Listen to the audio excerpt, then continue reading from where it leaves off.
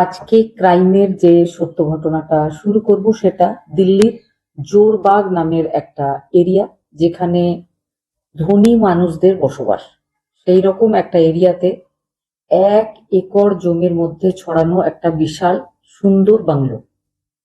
বাংলোর মালিক ছিলেন বিক্রম সিং চৌহান। 1994-এর একটা ঘটনা এখন বলবো। সেই সময় বিক্রম সিং চৌহানের বয়স ছিল 61 বছর। তিনি জমি জায়গার ব্যবসা করতেন, একটা কনস্ট্রাকশন কোম্পানি ছিল তার। তার 2 ছেলে ছিল। বড় ছেলের নাম অর্জুন সিং চৌহান, ছোট ছেলের নাম করণ সিং চৌহান।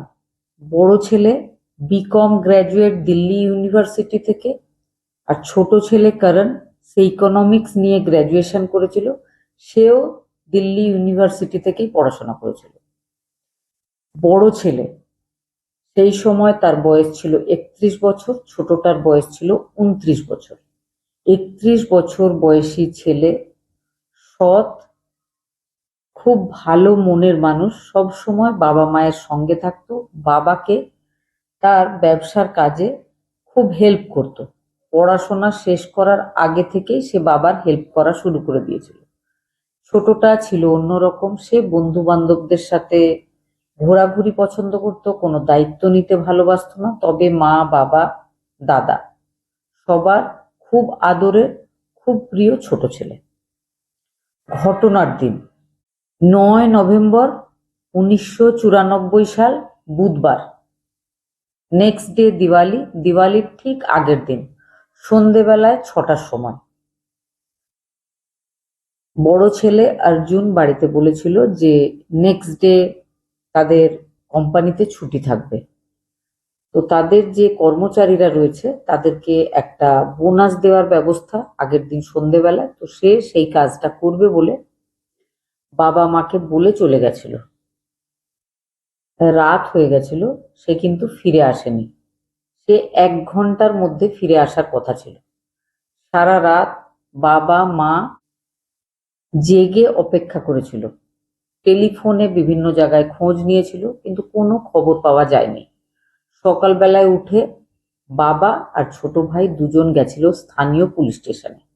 সমস্ত ব্যাপারটা জানানো হয়, পুলিশ আসে, ইনভেস্টিগেশন শুরু করে। প্রথমে অফিসের লোকজনের কাছে জিজ্ঞাসাবাদ হয়। অফিসের লোকেরা বলে যে সে এসেছিল, আসার পরেই কিন্তু সে চলেও গেছিল, কিন্তু সে বাড়ি পৌঁছায়নি। এদিকে আরো বাড়ির যে কাজের লোক বা অন্য সমস্ত প্রতিবেশী সবার কাছে খোঁজ খবর নেওয়া হয় কেউ তাকে দেখেছে কিনা। সবাই তাকে বাড়ি থেকে বেরিয়ে যেতে দেখেছিল, তারপরে ঢুকতেও দেখেনি, বা সে কোথায় চলে গেছিল কেউ জানতো না। সেই সময় কিন্তু সিসিটিভি বা হাতে হাতে যে মোবাইল, এই ব্যাপারটা ছিল না। সেই জন্য ইনভেস্টিগেশনের ব্যাপারটা এখনকার মতো অতটা সহজও ছিল না।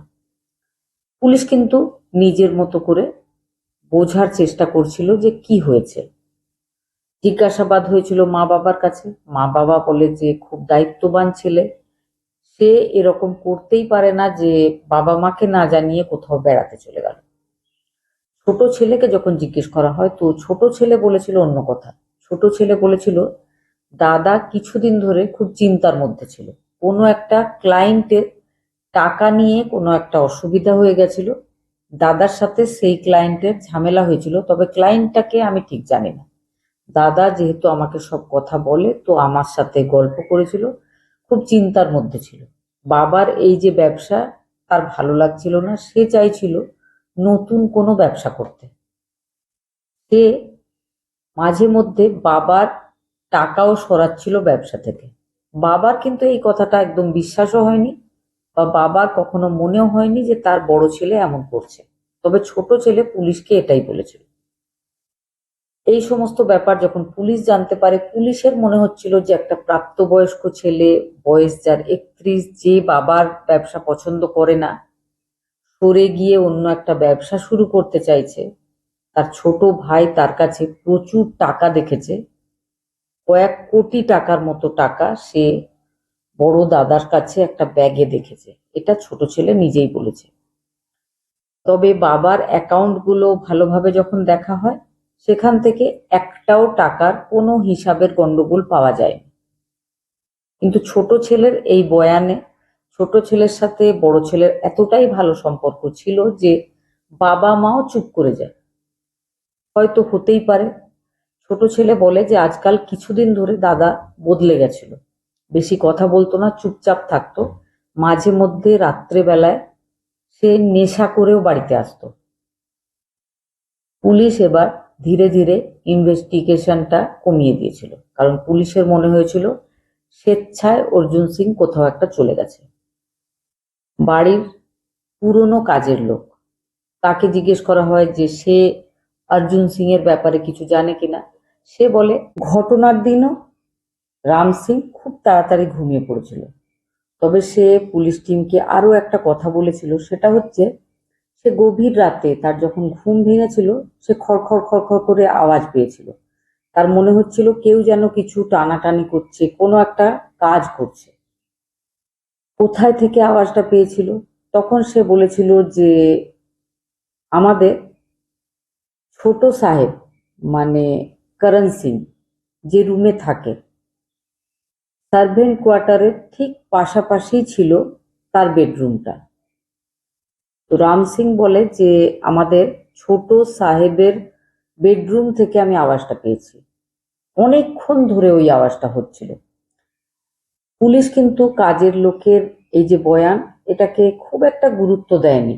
অন্যদিকে তাদের যে কনস্ট্রাকশন কোম্পানি, সেখানে দু একজন কর্মচারী বলেছিল যে দুই ভাইয়ের মধ্যে মাঝে মধ্যেই জোর গলায় তর্ক হতে আমরা শুনেছি। কেন, কি কারণে তর্কটা, সেটা আমরা জানি না, কিন্তু বেশ কয়েকবার আমরা তর্ক শুনেছি। সমস্ত বয়ানগুলো পুলিশ রেখেছিল নিজের রেকর্ডে, কিন্তু ধীরে ধীরে একটা সময় ইনভেস্টিগেশনটা বন্ধ করে দিয়েছিল। বড় ছেলের নিখোঁজ হয়ে যাওয়ার পর বিক্রম সিং চৌহান ধীরে ধীরে অসুস্থ হয়ে যায়, নিজের কাজের প্রতি আর মনোযোগ দিচ্ছিলেন না। তার কাজটা তার ছোট ছেলে দেখাশোনা করছিল। বড় দাদার নিখোঁজ হয়ে যাওয়ার পর ছোট ছেলে অদ্ভুতভাবে চেঞ্জ হয়ে গেছিল, দায়িত্ববান হয়ে গেছিল, বাবা মায়ের দেখাশোনা করছিল, নিজের ব্যবসাতেও খুব ভালোভাবে মন দিয়েছিল। তবে ধীরে ধীরে তাদের ব্যবসা ডাউন হয়ে যাচ্ছিল, কারণ বাবা ব্যবসায় মন দিচ্ছিল না। বাবা তারপর থেকেই অসুস্থ থাকতে শুরু হয়। 1999 সালে লম্বা টাইম পর্যন্ত অসুস্থ হওয়ার পর বিক্রম সিং চৌহান মানে বাবা মারা যায়। মারা যাওয়ার আগে নিজের সম্পত্তি তিনি কাউকে লিখে দিয়ে যাননি। সম্পত্তিটা তখনও তার দুই ছেলের নামেই ছিল। বাবা মারা যাওয়ার পর ছোট ছেলে সম্পত্তিটা নিজের নামে নিতে চাইছিল, তবে উকিলের কাছে পরামর্শের পর সে জানতে পারে যে এখন নয়, যখন তার বড় দাদার নিখোঁজ হয়ে যাওয়া 7 বছর হয়ে যাবে তখন তাকে মৃত বলে ধরে নেওয়া হবে আর বাবার পুরো সম্পত্তিটা তার নামে চলে আসবে। সে সেই অপেক্ষা করতে থাকে। তারপর 2001 সালে যখন অর্জুন সিং চৌহানের হারিয়ে যাওয়া 7 বছর কমপ্লিট হয়েছিল, তখন পুরো সম্পত্তিটা ছোট ছেলের নামে চলে এসেছিল। তারপর থেকে ছোট ছেলে ধীরে ধীরে সম্পত্তি বিক্রি করছিল, কাজ কম করে দিয়েছিল, যা টাকা পয়সা ছিল সেটা থেকেই সে নিজের খরচ খরচাগুলো চালাচ্ছিল। মা কিন্তু কিচ্ছু জানে না, মায়ের সে ভীষণ ভালোভাবে সেবা করছিল। মাও কিন্তু তারপর থেকে অসুস্থই থাকতো, বাইরে কখনো সে কোথাও যেত না। ছেলে নিখোঁজ হয়ে যাওয়ার পরে, হাজবেন্ড মারা যাওয়ার পরে তিনি পুরোপুরি নিজেকে নিজের বাড়ির মধ্যেই বন্ধ করে ফেলেছিলেন। ছোট ছেলে কিন্তু মাকে ভালোবাসতো, মায়ের প্রতি যে কর্তব্যগুলো সবগুলোই পালন করত। ধীরে ধীরে সম্পত্তি বিক্রি করছিল, প্রচুর সম্পত্তি কিছুদিনের মধ্যেই সে বিক্রি করে ফেলেছিল। তার একটা খারাপ নেশাও শুরু হয়ে গেছিল, সে শুরু করেছিল জুয়া খেলা। মদের নেশা ছিল, সঙ্গে জুয়া খেলা, সঙ্গে কিছু উল্টো পাল্টা বন্ধুর সাথে মিশতো। তো তার সম্পত্তি ধীরে ধীরে শেষ হচ্ছিল। মা ঘরে থাকে, মা নিজের ছোট ছেলেকে ভালো বলেই জানে, 2004 সালে মাও মারা যায়। মা মারা যাওয়ার পরে আর কোনো দায়িত্বই ছিল না। ছেলে আরো ভালোভাবে ওই উল্টোপাল্টা কাজে লিপ্ত হয়ে যায়। সম্পত্তি বিক্রি করতে করতে এক সময় নিজেদের বাংলোটা যে 1 একর জমির মধ্যে ছিল, শুধু ওই বাড়িটুকু বাদ দিয়ে বাকি প্রায় সমস্ত সম্পত্তি সে বিক্রি করে ফেলেছিল। জুয়া খেলার নেশা ছিল, আগেই বলেছি। জুয়াতে তার সব সম্পত্তি শেষ হয়ে গেছিল। উপর থেকে তার উপর লোন হয়ে গেছিল 50 কোটি টাকার। 2007 সালে তার বাড়িটা ব্যাংকের তরফ থেকে নিলাম হবে ঠিক করা হয়। সেই বাড়ির দাম রাখা হয়েছিল 60 কোটি টাকা। 15ই মে 2008-এ সেই বাংলোটা নিলাম হয়ে গেছিল। কিনে নিয়েছিল আরো একজন প্রমোটার, যিনি বিল্ডিং তৈরির কাজ করতেন। 50 কোটি টাকায় ওই বাংলো বিক্রি হয়ে গেছিল। সেই দিন ওই ছোট ছেলে করণ সিং চৌহান খুব কান্নাকাটি করেছিল। এমনকি সেই প্রমোটার যে ওই বাড়িটা কিনে নিয়েছিল তার পায়ে ধরে কেঁদে বলেছিল, এই বাড়িতে আমার প্রচুর স্মৃতি জড়িয়ে রয়েছে, প্লিজ আপনি বাড়িটা এইভাবে কিনে নেবেন না বা ভেঙে ফেলবেন না। আমি টাকা জোগাড় করে খুব শিগগিরই আপনার কাছে এই বাড়িটা ফিরিয়ে নেব। সেই ভদ্রলোক বলে, ঠিক আছে, তুমি যদি টাকা ফিরিয়ে দিতে পারো আমি আর কিনবো না। কিন্তু দেনার দায়ে ডুবে থাকা ওই ছোট ছেলে টাকা ফিরিয়ে দিতেও পারেনি, বাড়িটা ফেরত নিতেও পারেনি। 1 জুন 2008 থেকে ওই বাড়িটাকে ভাঙাভাঙি করে বিল্ডিং তৈরির কাজ শুরু হয়। প্রচুর সংখ্যায় মজদুর ওই বাড়িটা ভাঙার কাজ করছে। 12ই জুন 2008 ওই যে বেডরুম, যেটা ছোট ভাইয়ের বেডরুম, যেটা থেকে রাত্রেবেলায় খড়খড় আওয়াজ পেয়েছিল কাজের লোক রাম সিং, সেই বেডরুমটা ভাঙা হচ্ছে, মেঝেটা ভাঙা হচ্ছে। মেঝেটা ভাঙতে ভাঙতে হঠাৎ মজদুরদের মনে হয় যে ভেতরে শক্ত কিছু একটা রয়েছে।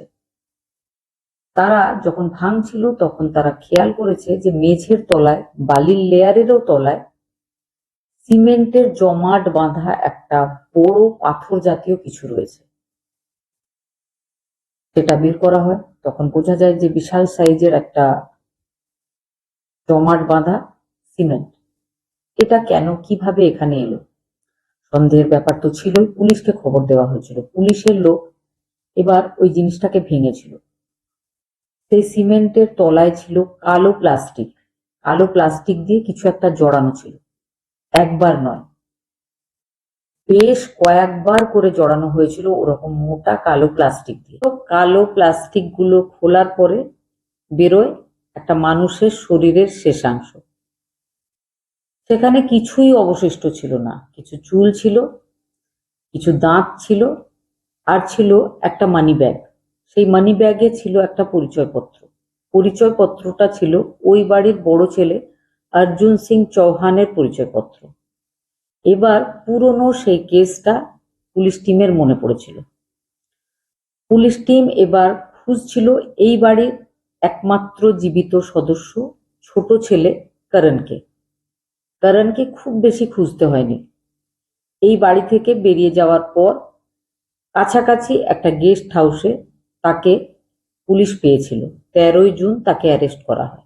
অ্যারেস্ট করার পর শুরু হয় তার জিজ্ঞাসাবাদ, কিন্তু সে কিছুতেই মেনে নেয়নি যে এই কাজটা সে করেছে। পুলিশের কিন্তু সন্দেহ ছিল যে এই কাজটার সঙ্গে সেই জড়িয়ে আছে, কিন্তু সে পুলিশকে বলেছিল যে ওই বাড়িতে তাদের অনেক কাজের লোক ছিল, ওই বাড়িতে তার বাবা মাও ছিল, তাদের মধ্যে কেউ এই ঘটনা ঘটিয়ে থাকবে। সে এই ব্যাপারে কিচ্ছু জানে না, কারণ তার সাথে তার দাদার যথেষ্ট ভালো সম্পর্ক ছিল। তার কাছ থেকে ডিএনএ চাওয়া হয়। ওই হাড়ের যে স্ট্রাকচার পাওয়া গেছিল তার ডিএনএর সাথে ম্যাচ করাবার জন্য, কিন্তু সে বলেছিল সে ডিএনএ দিতে রাজি নয়। এই সময় পুলিশের সন্দেহ আরো মজবুত হয়েছিল যে এটা সেই করেছে। পুলিশের কাছে সেই সময় যখন হারিয়ে গেছিল অর্জুন, অর্জুনের চিরুনি, অর্জুনের টুথব্রাশ এগুলোকে সংরক্ষিত রাখা হয়েছিল পুলিশের কাছে। পুলিশ সেখান থেকে ডিএনএ কালেক্ট করে এই যে হাড়ের খাঁচা মাটির তলায় পাওয়া গেছিল তার সাথে ম্যাচিং করে 100% মিলে গেছিল ডিএনএ টেস্টের রিপোর্ট। প্রমাণ হয়ে যায় এটাই অর্জুন সিং চৌহান। এবার এটা প্রমাণ করতে হবে যে এই ঘটনা কে ঘটিয়েছে। পুলিশ চেষ্টা করছিল, একটা উকিল নিয়েছিল করণ। করণের উকিল করণকে শিখিয়ে দিয়েছিল মুখ খোলা হবে না, কিছুই মেনে নেওয়া যাবে না, তাহলে কিন্তু পুলিশ কিচ্ছু প্রমাণ করতে পারবে না। সেই সময়কার নিয়ম অনুসারে 15 বছরের মধ্যেই কিন্তু পুলিশকে যা করণীয় সেটা করে ফেলতে হবে। 15 বছর যাতে হয়ে যায় সেই অপেক্ষা করছিল করণ। এদিকে পুলিশ চেষ্টা করছিল যত তাড়াতাড়ি সম্ভব প্রমাণ করার যে এই ঘটনার জন্য দায়ী ছোট ভাই করণ। 2009-এ 15 বছর শেষ হয়ে যাবে। অন্যদিকে যখন ইনভেস্টিগেশনটা চলছে সেটা 2008 অগস্ট মাস। খুব কম সময় পুলিশের কাছে। পুলিশ কিন্তু চেষ্টা করছে কোনোভাবে যাতে অপরাধী অপরাধ স্বীকার করে। অপরাধীর একদম মুখ বন্ধ, সে কিচ্ছু বলতে চাইছে না। আর ইনভেস্টিগেশন টিম যে সিমেন্টটা ছিল, যেটা শুকনো শক্ত সিমেন্ট, সেটার ওপরের যে লেয়ারটা, যেটা ভাঙার পরে ওই বডিটা বেরিয়েছিল, সেখানে একটা আঙুলের ছাপ দেখেছিল, একটা ডান হাতের আঙুলের ছাপ দেখেছিল। এই আঙুলের ছাপটা যদিও খুব আবছা ছিল, তবে সেটাকে নিয়েই ইনভেস্টিগেশনটা শুরু করা হয়েছিল। আঙুলের ছাপটা আসলে কার সেটাই দেখা ছিল মেইন কাজ সেই সময় পুলিশের। ফিঙ্গারপ্রিন্ট যখন ম্যাচ করা হয়, 16টা পয়েন্টে ফিঙ্গারপ্রিন্টগুলো ম্যাচ করা হয়। 12টা মতো পয়েন্ট যদি মিলে যায় তাহলে প্রমাণ হয়ে যায় যে ফিঙ্গারপ্রিন্টটা ঠিক তারই। এই ক্ষেত্রে কিন্তু 16খানা পয়েন্ট ম্যাচ করে গেছিল করণের সাথে। ওই সিমেন্টের উপরে করণের একটা আঙুলের ছাপ ছিল। এবার করণের কাছে আর কোনো পথ ছিল না অস্বীকার করার। তাকে বাধ্য হয়ে বলতে হয়েছিল ঘটনাটা। সে বলেছিল যে তার দাদা সবসময় তাকে শাসন করত, টাকা পয়সা দিতে চাইতো না, তাকে অফিসে আসতে বলতো, সেই জন্য দাদার সাথে তার ঝগড়া চলতো। আর সেই জন্য ঘটনার দিন, যেদিন তার দাদা অফিসে গেছিল বোনাস দিতে, বোনাস দেওয়ার পরে তার রুমে এসেছিল, এসে আবারও অন্য সব দিনের মতো রাত্রিবেলায় তাকে শাসন করছিল। সে দাদাকে মাথায় আঘাত করে আর গলা চেপে মেরে ফেলেছিল। সেই জন্যই পোস্টমর্টম রিপোর্টে মাথায় আঘাত আর ঘাড়ের হাড়ে ফ্র্যাকচার পাওয়া গেছিল। আঘাত করার পর যখন তার দাদা মারা গেছিল, তখন তার প্রথমে মনে হয় যে বডিটাকে বাইরে নিয়ে গিয়ে কোথাও একটা ফেলে আসবে। তারপর ভাবে দিওয়ালির আগের রাত, সব লোকজন জেগে রয়েছে, নিজেদের ঘর বাড়ি পরিষ্কার করছে, আলো সাজাচ্ছে, যদি কেউ দেখে ফেলে। তাদের বাড়িটাও ছিল বিশাল বাড়ি, অনেক কাজের লোকজন রয়েছে।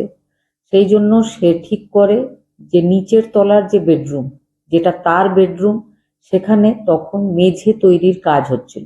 পুরনো মেঝে তুলে ফেলে সেখানে মার্বেলের মেঝে হচ্ছিল। সেই জন্য খোঁড়াখুড়ি সব ছিলই, পাশেই সিমেন্ট রাখা ছিল, মিস্ত্রির কাজে যা যা দরকার সবটাই রাখা ছিল। সেই সময় কাজ চলছিল, কিন্তু দিওয়ালি যেহেতু ছিল সেই জন্য কয়েকদিনের জন্য ছুটিতে গেছিল সেখানকার মিস্ত্রিরা।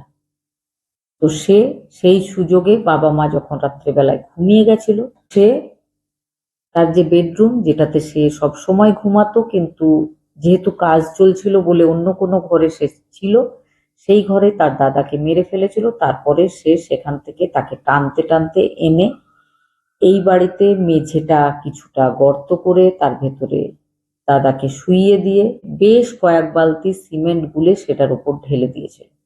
আর সেটাকেই অনভিজ্ঞ হাত দিয়ে প্লেন করতে গিয়ে কোনো এক সময় তার আঙুলের একটা ছাপ সেখানে থেকে গেছিল।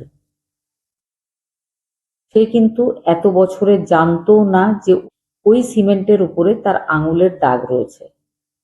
তারপরে সে উপরে বালি দিয়ে যেমন ভাবে মিস্ত্রিরা রেখে গেছিল সেইভাবে করে ফেলেছিল।